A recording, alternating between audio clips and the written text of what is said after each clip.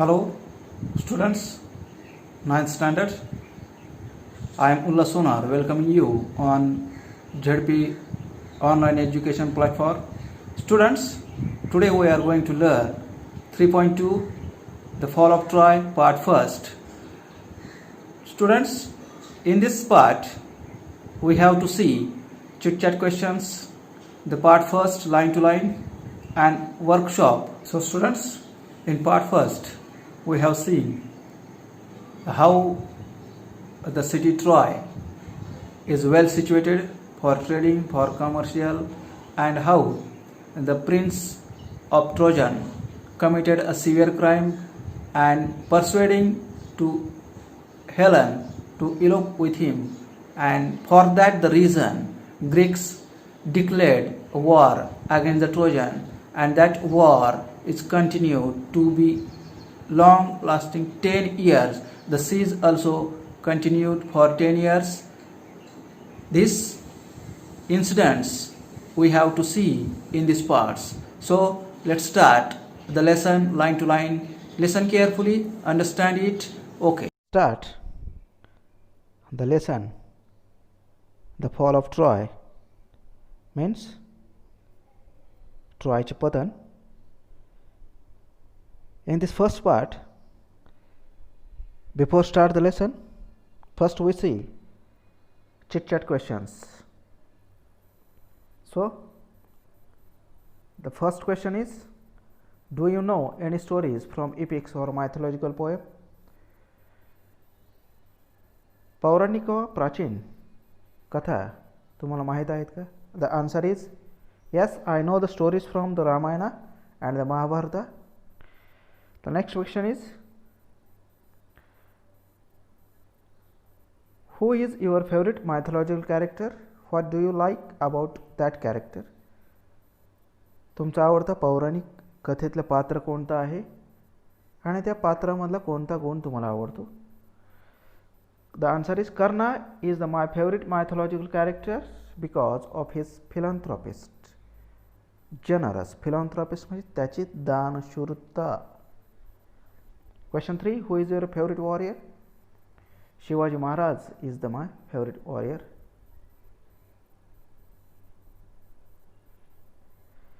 Next question, if you could visit a place in the incident world or the mythological world, which place would you choose? Which event would you like to see? पुढचा प्रश्न आहे, एखाद्या प्राचीन जगामध्ये किंवा पौराणिक जगातल्या कोणत्या ठिकाणी तुम्हाला जायला आवडेल? कोणतं ठिकाण तुम्ही निवडाल भेट देण्यासाठी? The answer is I would like to visit Ayodhya, the birth place of Rama. रामाची जन्मभूमी जी अयोध्या त्या ठिकाणी भेट द्यायला आवडेल. I would like to see the incident of Rama and Bharat Milap. तर त्या ठिकाणी राम आणि भरत यांचा मिलापाचा जो प्रसंग आहे तो पाहायला आवडेल. So in next question, build story. I directly here give the answers. You should understand and practice it. How to build a story? Completed with the answer. Once there was a wise sadhu who lived in a cave in the jungle. He ate fruits in the jungle. He went on to take a bath in the lake nearby. There he saw a monkey and a young man. He was surprised and remembered his childhood. That is why he became a sage. Thus, I complete the story with the helping incomplete sentences. With this example, you can also try to write another topic. So let's start the lesson with line to line. The fall of Troy म्हणजे ट्रॉयचे पतन, ट्रॉयचा ऱ्हास. The first line is, the Iliad is the story of Ilium और Troy. Ilium किंवा Troy शहराची ही गोष्ट आहे. The Iliad. A rich trading city in Asia, minor near the narrow sea that leads from the Aegean to the Black Sea. हे असं व्यापारी शहर आहे इन एशिया मायनर की जे अरुंद समुद्राच्या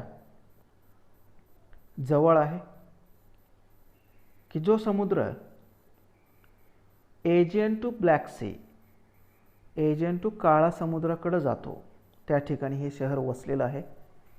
it was well situated both for commerce and agriculture. हे शहर व्यापार आणि शेतीसाठी चांगल्या पद्धतीनं भौगोलिक स्थितीमध्ये वसलेलं आहे. In front of the city was the sea. ह्या शहराच्या समोरच मोठा समुद्र आहे की ज्या ठिकाणी which sailed the ships of Troy carrying goods and grain. की ज्याद्वारे मालवाहतूक किंवा धान्य त्या जहाजाद्वारे आणलं जातं. At the back rose of high peak of mount इडा. माउंट इडा, त्या शहराच्या पाठीमागे माउंट इडा हा जो पर्वत आहे, त्या पर्वतामधून from which flowed many rivers and stream, की ज्यामधून कित्येक नद्या आणि कित्येक झरे वाहत आहेत, प्रवाह वाहत आहेत. The valley among the hills were all watered and fertile. ह्या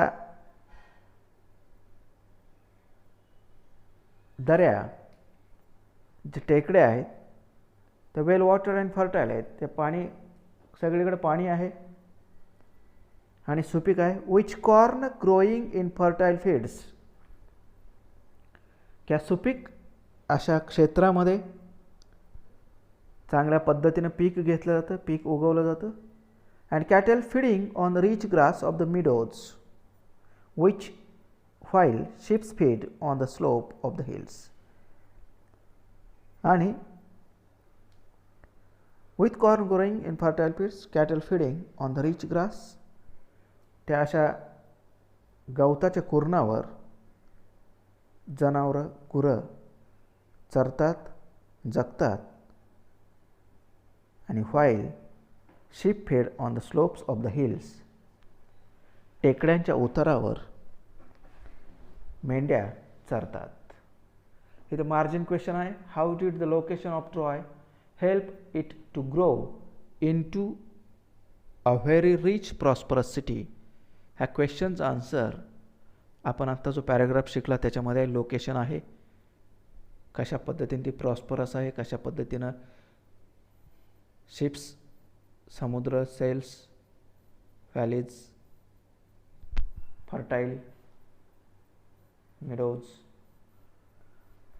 हे आपण पाहिलेलं आहे. So next paragraph. Round their city the Trojan had built a strong wall so that no enemy should attack them from the sea.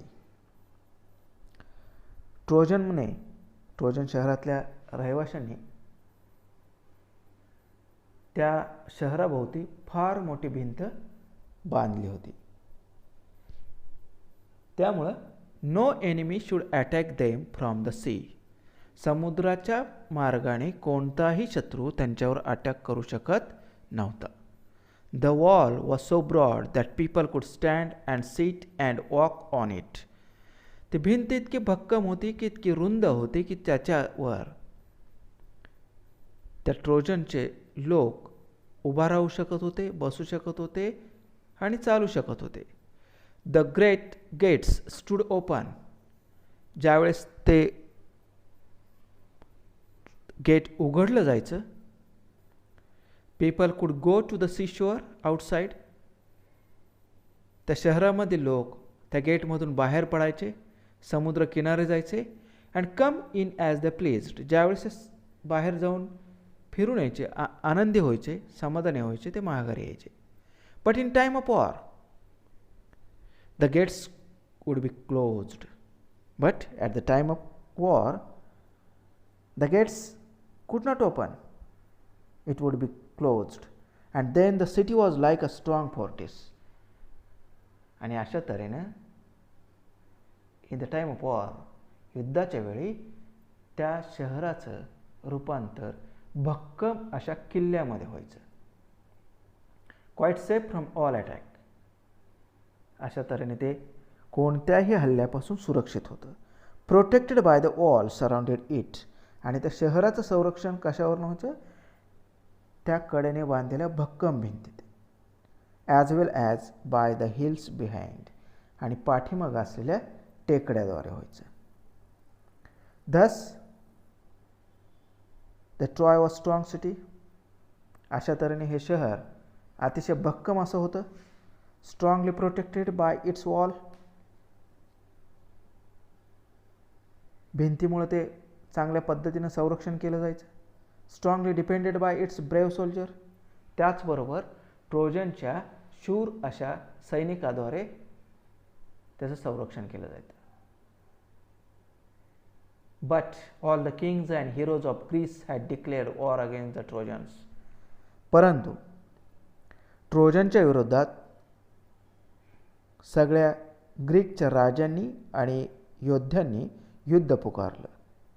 कारण because Paris a prince of Troy, त्या ट्रॉय शहराचा जो राजपुत्र होता ज्याचं नाव आहे पॅरिस, हॅड परस्वेटेड हेलन. हेलनचं मन त्यानं वळवलं. आणि हेलन कोण होती पहा? The wife of a Greek king Menelaus. Greek राजाची ती पत्नी होती की ज्याचं नाव होतं मेलनस.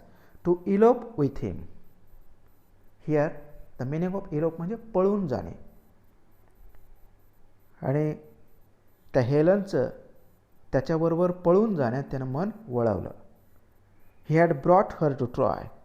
आणि ती सुंदर अशी हेलन त्यानं त्याच्याबरोबर ट्रॉय शहरात आणली.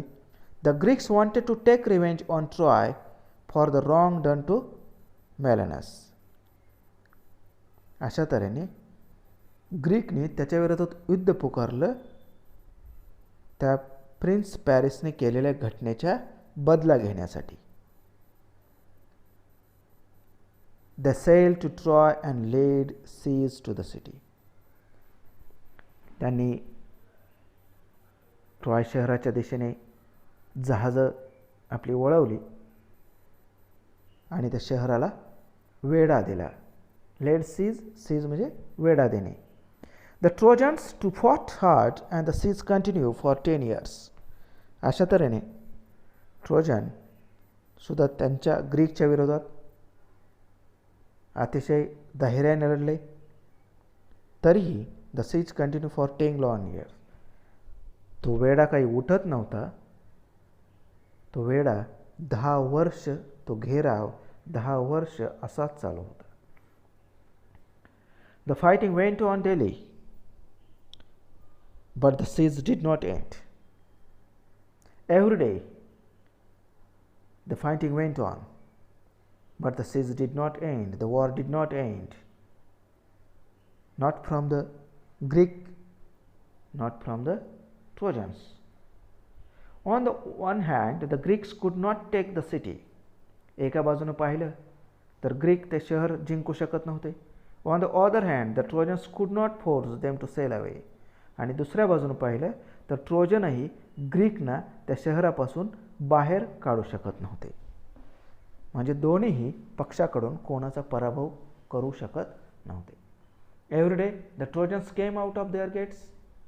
दररोज ट्रोजन्स गेट उघडून बाहेर यायचे. The Greeks came out their tents and ships. Greeks त्यांच्या तंबूतून आणि जहाजातून यायचे. And fighting went on. अशा तऱ्हेने लढाई चालू राहायची. समटाइम्स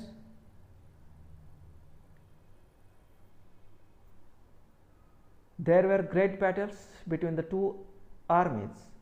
काही वेळा दोन सैनिकांमध्ये लढाई व्हायची. Sometimes there were single fights between two great heroes. काही वेळा दोन्ही नायका, दोन्ही योद्धामध्ये लढाई व्हायची. Sometimes the Trojan had the better of it.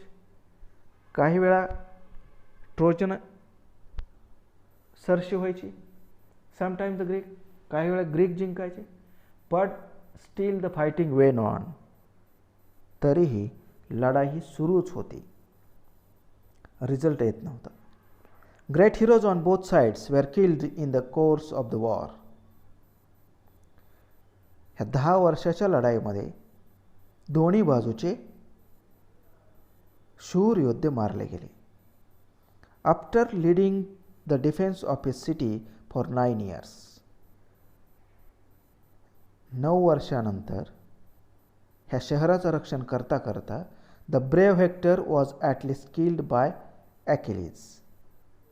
ॲकिलीज करून शूर हेक्टर शेवटी मारला गेला. हुम नन कोण रेसिट, कोणीही काही करू शकलं नाही. But Achilles himself was killed later on by a poison arrow. शेवटी ॲकिलीजसुद्धा विषारी बाणाने मारला गेला. दॅट एंटर्ड हिज इल, त्याच्या टाचेमध्ये जो घुसला. Was killed later on by a poison arrow that entered his heel, the only part of his body where he could be वुंडेड्स. की त्याचा तोच भाग फक्त शिल्लक राहिला होता. Still later Paris himself was killed. शेवटी ट्रॉय शहराचा जो राजपुत्र होता पॅरिस, तो सुद्धा मारला गेला. Also by a poison arrow, विषारी बाणाने. The Trojan were tired of being shut up in their city. ट्रोजनचे सैनिक रहिवाशीसुद्धा त्या शहरामध्ये बंद होऊन होऊन कंटाळे होते. And the Greeks were longing to see their homes again. आणि ग्रीक सैनिकांनासुद्धा त्यांच्या घराची ओढ लागली होती. But still the fighting Wien on, तरीही युद्ध चालूच होतं. Here the margin question is, who were the brave heroes on either side who were killed in the war. कोणकोणते हिरो आणि कोण मारले गेले हे आपण ह्या पॅराग्राफमध्ये पाहिलेलं आहे. The Hector, Achilles, prince were also killed in the war. So students, अशा तऱ्हेने आपण अतिशय सोप्या भाषेमध्ये हा धडा लाईन टू लाईन पाहिला आहे. So next we see workshop.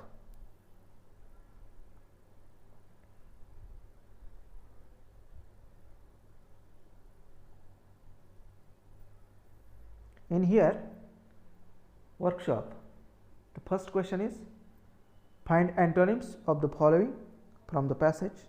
Antonyms म्हणजे विरुद्धार्थी शब्द. Barren, the answer is fertile. Next, offended, the answer is pleased. Next, cowardly, answer is brave. Next, peace, answer is war. Surrender, answer attack. Exposed, clothes. Defenseless, safe. Next question is, correct the following sentence using facts from the passage. हा प्रश्न असा आहे विद्यार्थी मित्रांनो की ह्यामध्ये जे तुम्हाला वाक्य दिलेले आहेत ते खरी नाहीत, वास्तव नाही. तर ते काय फॅक्ट आहेत ते आन्सर तुम्हाला लिहायचं आहे. त्याने चुकीची घटना तुम्हाला ह्यामध्ये दिलेल्या आहेत, तुम्हाला दुरुस्त करून लिहायचे आहेत. फॅक्ट लिहायचे पॅसेजच्या आधारे, धड्याच्या आधारे. So let's start. The first, Troy traded in cattle and grass with other city. This is not fact. The fact is, answer is the Troy traded in goods and grain. Troy कशाचा व्यापार करायचा आहे? धान्य आणि मालाचा. B, during war Trojan jumped over the fort gates and their soldier to fight the enemy. He fact नाही. Fact काय? During war Trojan would close the door of the fort. Next, Helen escaped with. Next is, and the heroes always defeated the Trojan. This is not fact. Fact काय बघा? Sometimes the Trojan had the better of it, and sometimes the Greeks. So, students, next, both the enemies were eager to continue fighting. The fact is, the Trojans were tired of being shut up in their city, and the Greeks were longing to see their homes again.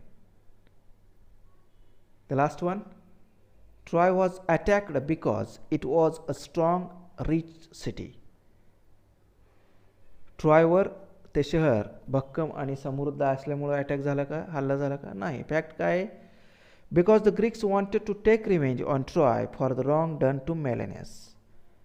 मेलेनेसच्या बाबतीत चुकीचं घडलं होतं, त्यामुळे ग्रीकने बदला घेण्यासाठी ते युद्ध केलं. So next question we have see the counter actions with the following actions.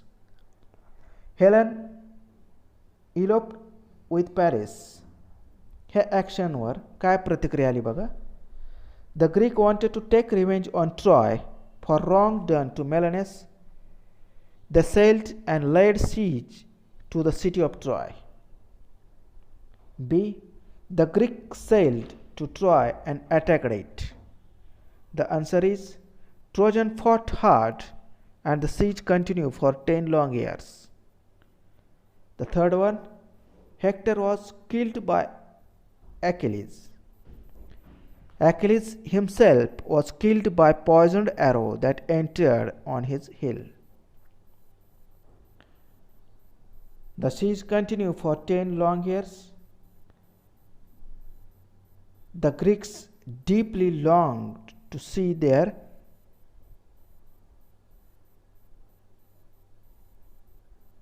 Trojans were tired of being shut up in their city.